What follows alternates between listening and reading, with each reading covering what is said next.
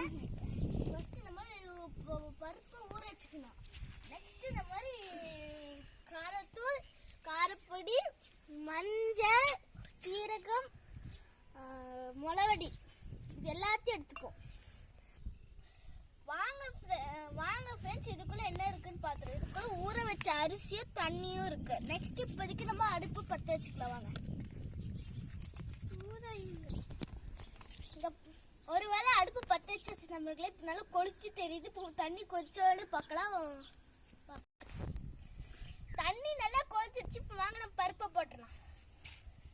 எடுத்து போடுறா பிள்ளை. நான் அப்படி நிற்கிறேன்.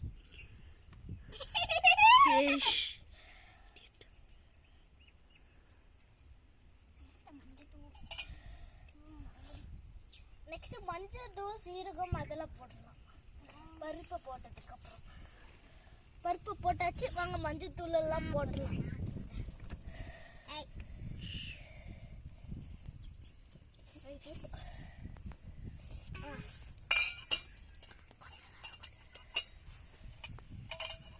இப்போ கொஞ்ச நேரம் அது வேவட்டும். அதுக்கப்புறம் நம்ம பார்க்கலாம் குழம்பு எப்படி இருக்குன்னு.